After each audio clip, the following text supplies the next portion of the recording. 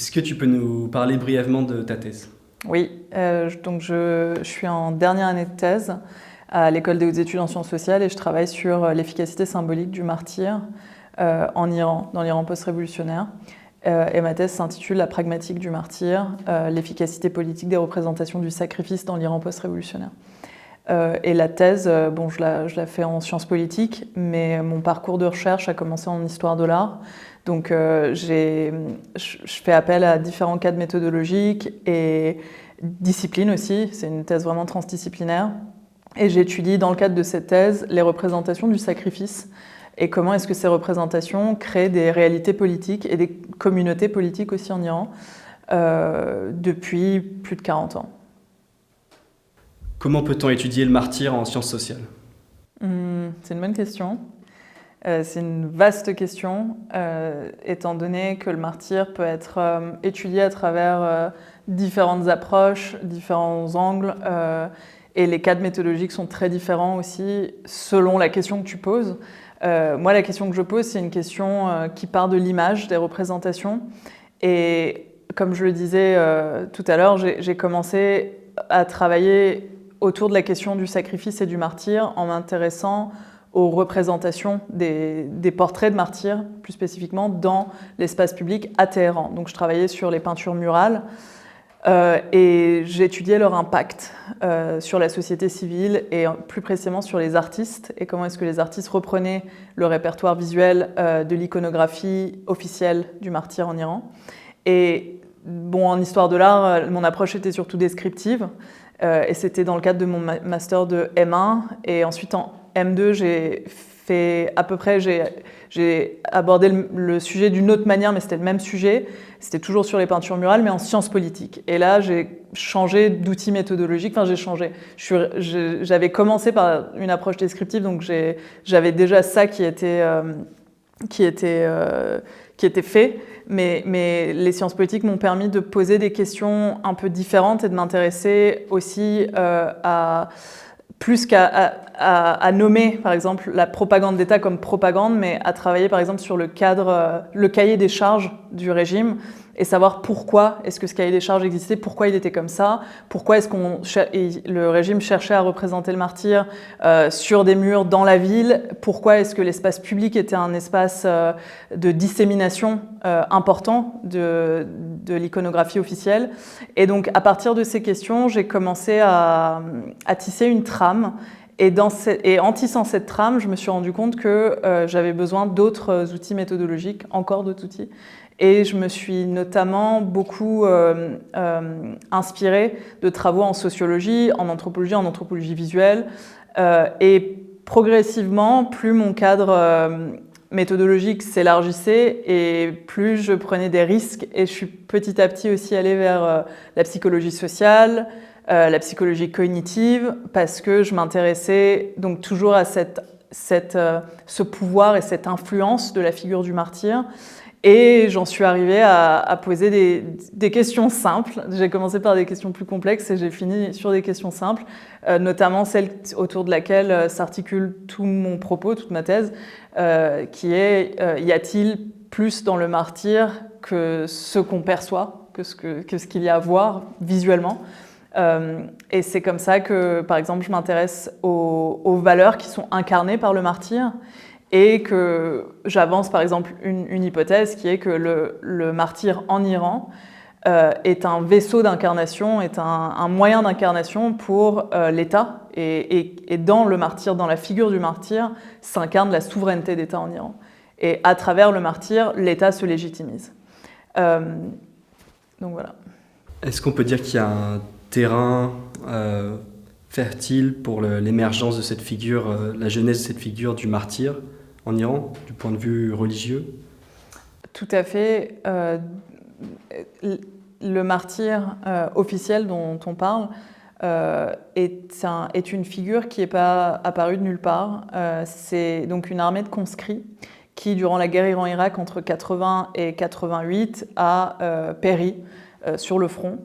Et lorsque les combattants mouraient, les pouvoirs publics s'emparaient de leur image, notamment leurs photos d'identité. Et c'est à partir de ces photos que des peintures murales étaient créées et que les martyrs étaient identifiés, célébrés, glorifiés. Et cette tradition de glorification du sacrifice remonte à l'imam Hossein et à son sacrifice qui a fait de lui le prince des martyrs dans la tradition chiite. Et donc ce sacrifice emblématique est devenu comme une matrice à travers laquelle les combattants de la guerre Iran-Irak se sont simplement affiliés et ont pris en héritage l'acte sacrificiel, mais également les valeurs pour lesquelles l'imam Hossein a péri. Et ces valeurs-là sont les valeurs fondamentales du chiisme, et notamment la valeur principale, ou le principe de base, c'est la préservation de la religion, la préservation du territoire national, et également le combat jusqu'à la mort pour ces valeurs. Et ce qu'il faut noter en particulier, c'est que le sacrifice pour ces valeurs donne vie à ces valeurs à travers leur incarnation dans une figure matricielle. Voilà. Est-ce qu'au sein de la société civile iranienne, tu penses qu'il y a déjà un terrain fertile pour l'émergence de figures matricielles du martyr ? Je dirais qu'en Iran, dans l'Iran moderne, le Taruf, par exemple, qui n'a pas d'équivalent en français, on peut pas vraiment le définir, mais c'est une sorte d'abnégation performative, c'est comme ça que je l'appelle, qui est diffuse dans la société et à laquelle la population civile fait appel constamment dans ses rapports intersubjectifs. En gros, pour donner un exemple, le Taruf, c'est passer outre ses propres intérêts pour quelqu'un d'autre en espérant que la personne fasse de même pour soi. Ça se manifeste surtout dans les formes de politesse, dans la vie de tous les jours. Surtout dans les formes de politesse, mais ostentatoires, extrêmes.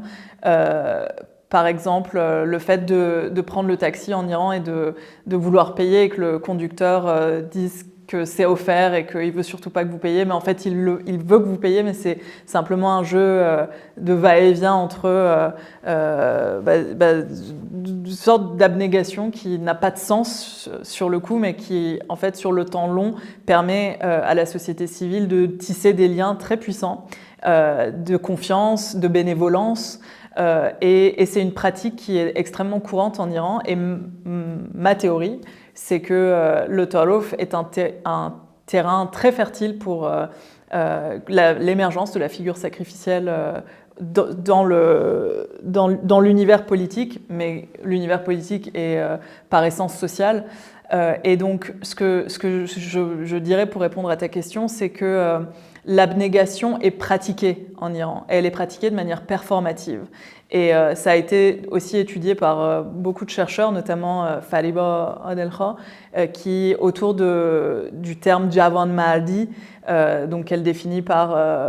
il y a plusieurs définitions, mais par éminence modeste, abnégation ostentatoire, dans notamment son livre « Être moderne en Iran », comme une figure qui est une figure d'influence et une figure avec une identité très forte, autour de laquelle se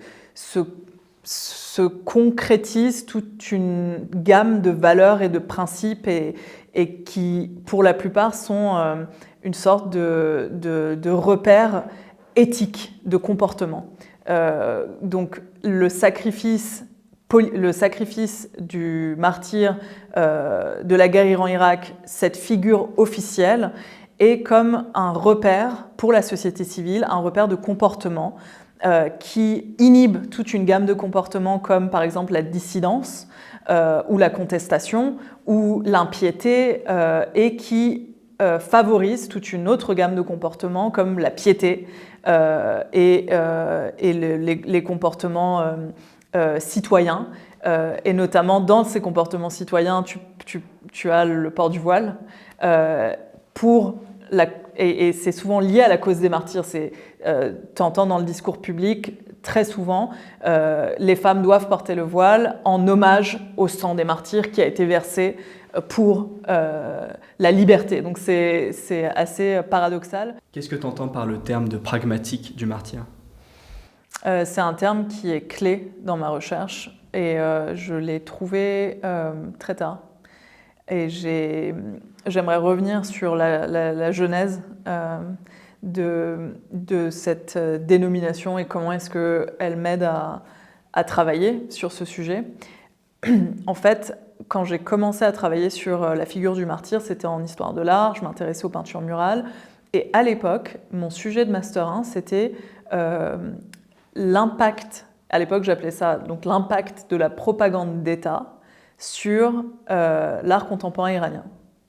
Donc je m'intéressais pas seulement aux martyrs, je m'intéressais aux peintures murales en général et je m'intéressais surtout aux représentations des guides suprêmes.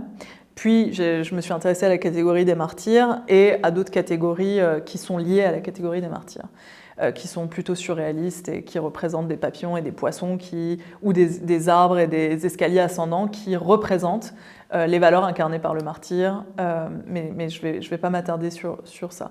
Donc à l'époque, je parlais d'impact et progressivement, j'ai commencé à me poser la question de ce que ça voulait dire l'impact. Qu'est-ce que j'entendais par ce terme et surtout l'impact de quoi, sur quoi, comment. Et donc à l'époque, j'étais focalisée sur l'iconographie et ce qui m'intéressait, c'était les représentations formelles et les influences de ces représentations sur... Donc je partais de l'art officiel pour m'intéresser à la récupération des codes de l'art officiel sur l'art contestataire ou non officiel.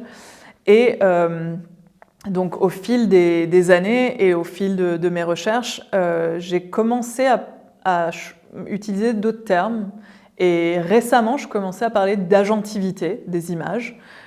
Et donc l'agentivité, ça vient de agency en anglais, et ça peut être traduit par capacité d'agir, pouvoir agir. Et là, donc, je parlais du pouvoir agir des images, des représentations de martyrs. Et sauf que agentivité, c'était pas un mot qui me convenait, et agency, c'était hors de question d'utiliser un mot anglais. Donc, en organisant une conférence l'année dernière à l'Université de Chicago, à l'antenne parisienne de l'Université de Chicago, autour de la pragmatique des images. C'était une conférence sur 2 jours et on s'est intéressé à la construction et la déconstruction des identités combattantes. Donc ça restait dans mon répertoire. Là, le terme pragmatique est tombé. Et pragmatique, je l'entendais au sens d'agentivité, du pouvoir agir, mais en allant chercher l'étymologie du terme et aussi ses emplois dans différentes disciplines, je me suis rendu compte que, par exemple, en didactique, pragmatique renvoyait à l'étude des signes en contexte. Ça m'a beaucoup parlé. Et aussi, en linguistique, pragmatique se réfère à la branche du langage dont la signification ne peut être comprise que en connaissant le contexte de l'emploi des éléments de langage. Et donc, à partir de là, j'ai commencé à réfléchir autour des conditions de l'expérience sensible de l'image pour comprendre comment elle agissait, comment son pouvoir agir opérait. Et donc, très rapidement, la connotation spatiale et conjoncturelle de l'image a pris le devant dans ma recherche. Et j'ai compris que l'expérience sensible des représentations du martyr induisait une expérience qui est toujours située et un cadre expérientiel qui est toujours collectif.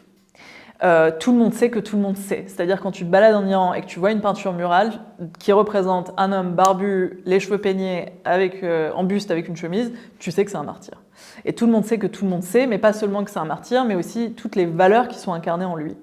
Et donc ce terme pragmatique m'a permis en gros, de comprendre et d'expliquer comment est-ce que opérer l'expérience de l'action, donc l'expérience collective d'une action qui est le sacrifice. On sait que c'est pas évident de faire de la recherche en Iran aujourd'hui. Comment est-ce que toi, tu as pu approcher ton terrain sur place? C'est pas évident de faire de la recherche en Iran aujourd'hui et ça l'est pas depuis quelques temps déjà.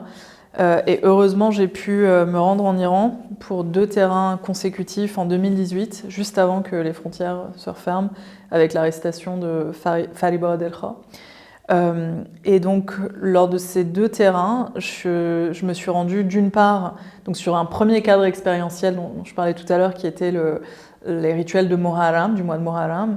Et le second cadre expérientiel, c'était le cimetière de Besht Zahra, qui est un très très grand cimetière au sud de Téhéran. Et j'y suis allée pour rencontrer des vétérans, un groupe de vétérans qui se sont constitués en association et qui, depuis des années, tous les jeudis matins, de l'aube au crépuscule, se rendent dans la section des martyrs, qui est une section spécifique, extrêmement vaste, qui est historico-culturelle au sens où des écoles, par exemple, envoient des classes d'élèves pour en apprendre plus sur l'histoire de la guerre Iran-Irak et aussi se familiariser avec les valeurs sacrées qui sont incarnées par les martyrs dans leurs sacrifices. Et donc, sur le chemin pour aller au cimetière, j'ai pris un taxi et j'ai demandé au taxi de m'amener à la section des martyrs.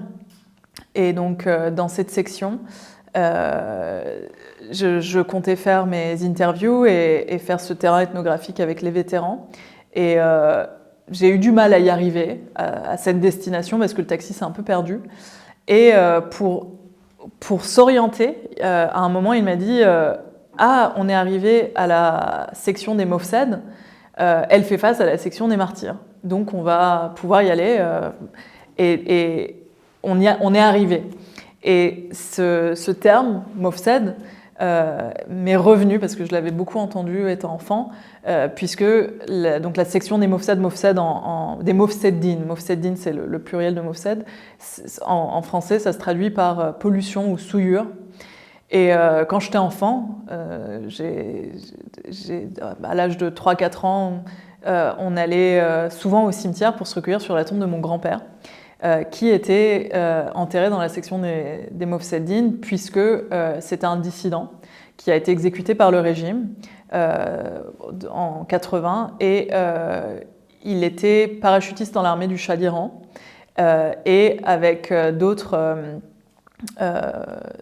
camarades de la Air Force, ils ont fomenté ce que le régime a appelé un coup d'État, mais ce qui en réalité était une insurrection, contre la République islamique naissante et contre Khomeini. Et donc, après son exécution, il a été enterré dans cette section, et cette section est c'est un no man's land, un désert, qui est entouré de rangées d'arbres très hauts, qui cachent un peu la section, mais elle fait face à la section des martyrs, et je ne pense pas que ce soit un hasard. Au fil des ans, on nous a menacé de raser la section en faisant venir un bulldozer. Et donc, à chaque fois qu'on y allait, on y allait avec l'espoir que la tombe soit toujours là. Et pourquoi je parle de ça? Parce que donc, faire un terrain en Iran, c'est pas évident. Faire un terrain en Iran en étant binational, c'est pas évident. Tout ça, en plus d'avoir une histoire personnelle tourmentée, c'est encore moins évident. Et donc, je me suis jamais directement intéressée au sort de mon grand-père ou de la dissidence, mais progressivement, au fil de ma recherche, je me suis rendu compte que si je m'intéressais aux martyrs, c'était pas un hasard. Si je m'intéressais aux figures sacrificielles, c'était pas un hasard. Et si je m'intéressais aux valeurs qui étaient incarnées par le sacrifice, c'était pas un hasard non plus. Et donc, tout ça pour dire que ce terrain était décisif, parce que en allant à la section des martyrs, j'ai compris que la section qui faisait face, c'était la section des Mofsed, et que ce face-à-face, en fait, à ce moment-là, quand je suis arrivée, que j'ai eu cette réalisation, c'est là que m'est apparu un des éléments fondamentaux de la structuration de ma thèse, qui est la typologie de martyrs que j'y ai développée. Et donc, sans entrer dans le détail, mais juste pour donner quelques éléments de compréhension, j'ai commencé à m'intéresser aux représentations, à l'iconographie officielle des martyrs de la guerre Iran-Irak. Et progressivement, j'ai shifté et j'en suis arrivée à essayer de comprendre comment est-ce que cette figure officielle existe et coexiste avec des figures qui y sont attachées, soit en étant complémentaires, soit en étant opposées, et qui permettent à la figure officielle d'exister en réalité. Et par exemple, ce face-à-face dans le cimetière, je pense c'est extrêmement parlant et représentatif. Et pourquoi est-ce que cette section n'est pas rasée encore à ce jour? Je pense que c'est parce que c'est une sorte d'exemplarité opposée, inversée.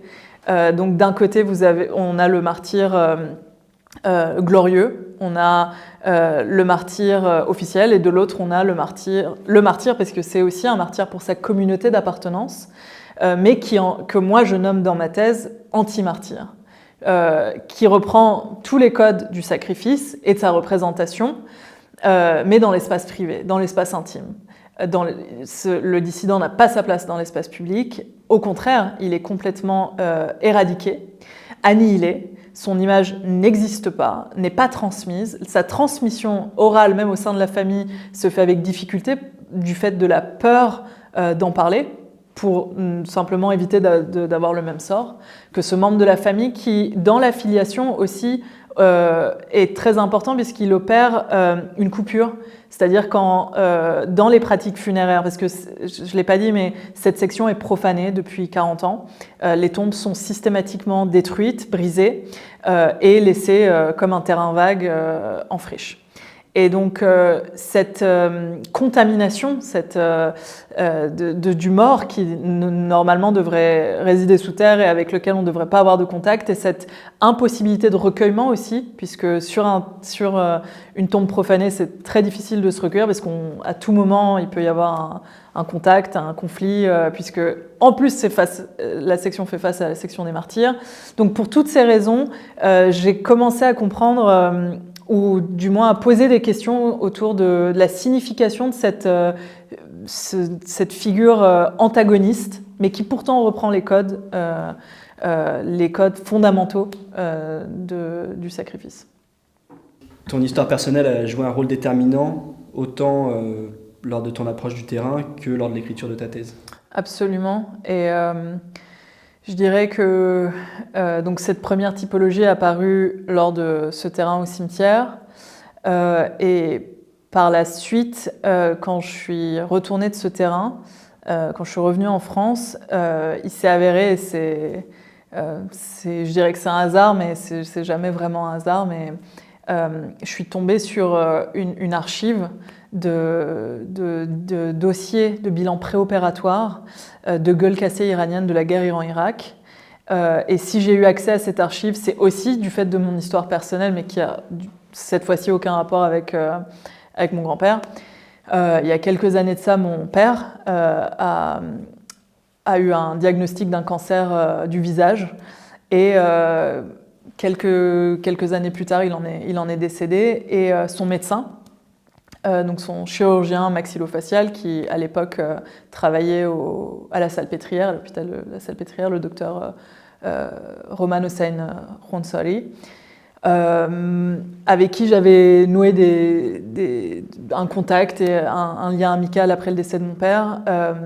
Donc ce médecin m'a informé qu'il avait en sa possession une archive assez dense, je crois de plus de 200 dossiers médicaux, de ces gueules cassées. Donc dans ces dossiers, il y a surtout des hommes, des jeunes hommes et moins jeunes, qui étaient des combattants, des conscrits de la guerre Iran-Irak.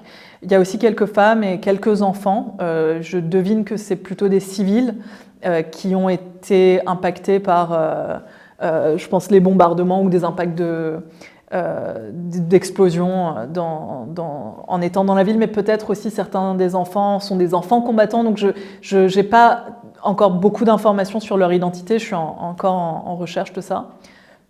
Avoir accès à ces archives, ça t'a permis de développer une typologie plus large des martyrs?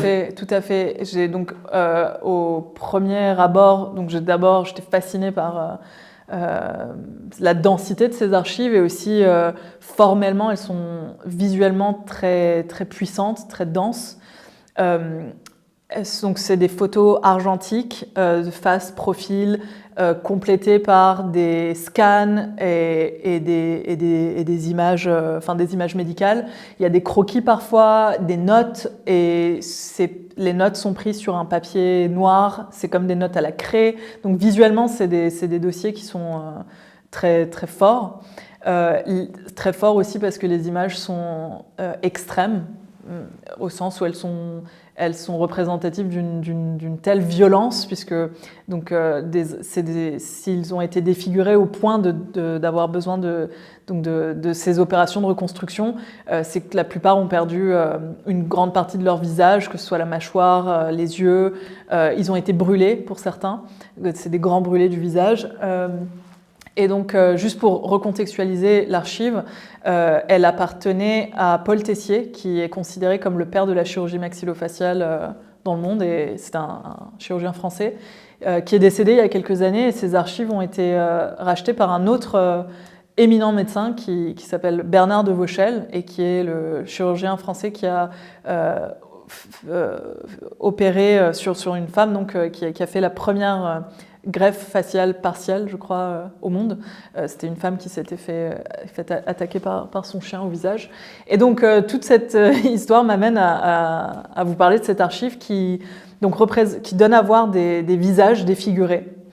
Et a priori, quel rapport avec le martyr, quel rapport avec mon sujet.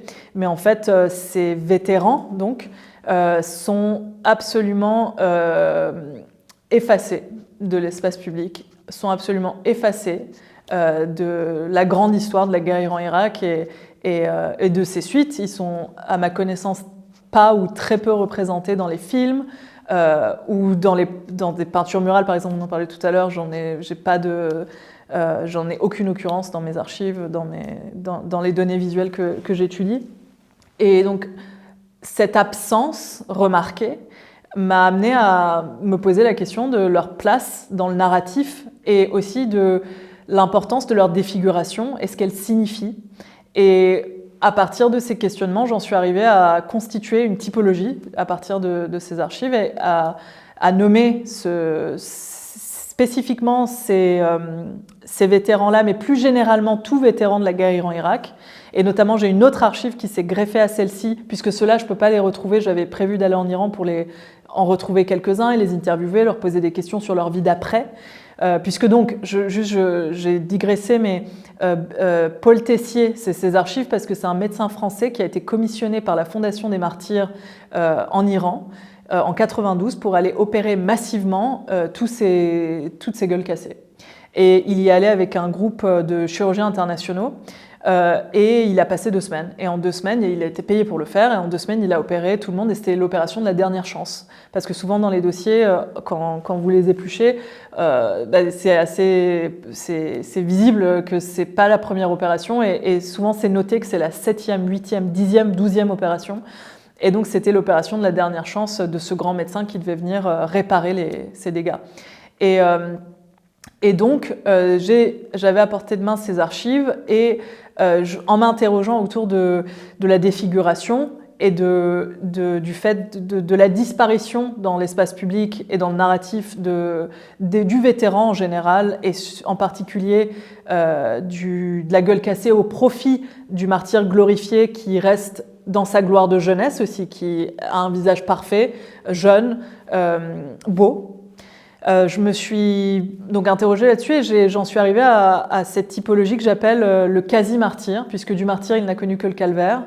Et j'essaye depuis de trouver des éléments d'analyse pour approcher cette archive. Et comme j'ai cette impossibilité de me rendre en Iran et que j'ai eu l'opportunité à travers un contact que j'ai en Iran, dont je ne vais pas pouvoir dire le nom pour garder son anonymat, donc avec lui, on trouve des archives ensemble en Iran et notamment il a trouvé dans les poubelles de la Fondation des Martyrs des rushs sous forme de cassettes vidéo des rushs d'une sorte de film pour la télé, je crois, en noir et blanc, qui a été filmé, je pense, durant la guerre ou dans les débuts de la guerre Iran-Irak. J'ai pas encore assez d'informations. Et donc ces rushs donnent à voir l'itinéraire d'un vétéran de la guerre Iran-Irak qui est paralysé des jambes et qui est en fauteuil roulant. Son itinéraire à travers des provinces en Iran, où il est promené par des agents de la Fondation des Martyrs, il est filmé, et sauf que comme c'est des rushs, on le voit, parce que il est amené par exemple dans l'un des premiers rushs que j'ai vu, chez le père de 2 frères martyrs, et il interviewe, donc il se met à la place d'un journaliste, il se met à la place d'un confident, il se met à la place du fils perdu, et il est comme un intercesseur, il est comme un fantôme, un revenant qui vient et qui fait le lien entre le martyr qu'il n'est pas et la société civile. Et c'est aussi pour ça que je l'appelle le quasi-martyr, c'est qu'il est toujours entre les deux mondes. Et je trouve cette figure très intéressante, et donc sa représentation est aussi fascinante. Et dans ces rushs-là, on le voit jouer le rôle qu'il est censé jouer, et on le voit aussi dans les temps morts, être fatigué, dire qu'il en a marre, qu'il voudrait un verre d'eau, qu'il ne sait pas quoi dire, et on le voit interagir avec ces agents du régime qui essayent de construire un narratif à travers sa présence à l'image. Comment est-ce que les martyrs actuels, que sont les manifestants qui sont parfois arrêtés, torturés, parfois même exécutés, s'inscrivent dans ces typologies de martyrs que tu développes? Je dirais que les manifestants qui sont tués aujourd'hui en Iran depuis des mois maintenant s'inscrivent à l'intersection de 2 des typologies. La première, c'est l'anti-martyr, et la seconde, c'est le martyr intime, puisque d'un côté, ils incarnent les valeurs de contestation en mourant, en se sacrifiant pour la cause. Et d'ailleurs, c'est le terme martyr ou sacrifice, ces termes reviennent constamment dans les textes qui sont écrits qui accompagnent les photos sur Instagram notamment, ou sur Twitter. Donc dès qu'un manifestant est mis à mort, tout de suite son image est récupérée par la famille ou par les proches, et elle est exposée dans cet espace public qui est les réseaux sociaux ou la toile, puisque ces manifestants-là n'ont pas leur place dans l'espace public, ils sont complètement annihilés dans l'espace public et dans le discours public.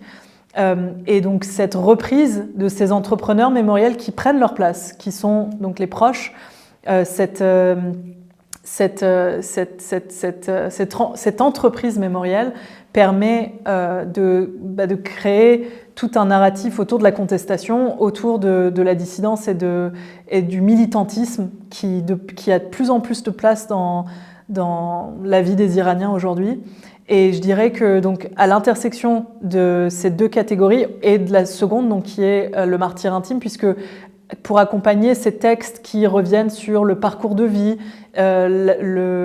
l'acte militant qui a amené à la mise à mort et à l'identité de ces individus qui souvent sont des jeunes filles, des écolières, ou des jeunes manifestants, des jeunes hommes aussi. Ce qui accompagne ces textes, qui donnent vie au martyr, qui attestent du martyr. Pour accompagner ces textes, il y a des photos. Donc c'est soit des photos de l'instant de la mise à mort qui montrent l'individu ensanglanté, qui est à terre, souvent, et c'est des photos très violentes, ou une fois qu'il a été enterré, et il y a aussi eu des difficultés à ce niveau-là, parce que des corps ont été volés à la morgue, notamment celui de Nika, et même Mahsa Amini Jinnah, je pense que ce qui a précipité l'insurrection, c'est cette photo d'elle qui était allongée sur son lit dans le coma avec les tubes partout, enfin ses bandeaux sur la tête, et c'est à ce moment-là que son martyr est apparu, je pense, et ce sacrifice, malgré elle l'a incarné, elle est devenue comme la figure qui représente toutes les valeurs de la dissidence et de la liberté, pour toute une génération. Et donc à l'intersection entre donc cette imagerie de la dissidence, de la mise à mort, ces images mortifères, et des images intimes, donc leur enfance, on voit souvent pour accompagner ces textes, donc soit des images violentes de leur mise à mort, et aussi au fil du temps, puisque une fois que l'image est apparue, elle a toujours son effet, mais elle a plus cet effet d'information constant. Et depuis, par exemple, le décès de Gina, on voit des photos d'elle qui apparaissent de son enfance, des vidéos d'elle qui chante, qui est vivante, heureuse, jeune. Et donc de Nika aussi, sa tante poste régulièrement des images d'elle enfant. Par exemple, là pour Chausham Bessouli, cette fête liée au Nouvel An iranien, elle a posté toute une vidéo où elle parle de l'enfance de Nika et elle développe tout un narratif autour de son identité, comment elle s'est construite, qui elle était. Et donc toutes ces images-là participent de cette intimité qui est représentée par ces images, participent de la création de cette identité partagée sur le plan collectif par tous les Iraniens. Comment est-ce que ton travail de recherche peut informer une compréhension de la situation actuelle en Iran?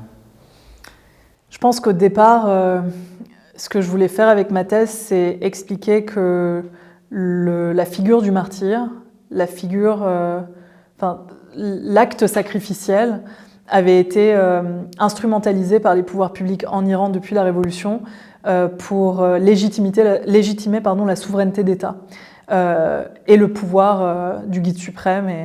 Et donc ça, je pense que c'est assez évident et je pense que j'en ai fait la démonstration déjà dans l'interview et dans le cadre de ma thèse, mais ce qui ressort aujourd'hui à la lumière de ce qui se passe en Iran et des conséquences de cette insurrection, c'est que, et surtout des prédictions qu'on peut faire, c'est que si la figure du martyr en Iran a permis de créer les fondements et le maintien aussi de la République islamique d'Iran, ma prédiction, c'est que l'émergence de cet anti-martyr, qui de plus en plus est représenté sur les réseaux sociaux, mais dans l'imaginaire collectif des Iraniens, en Iran et en dehors de l'Iran. Donc l'émergence de cette figure va, je pense, sonner la fin de la République islamique d'Iran et précipiter sa chute.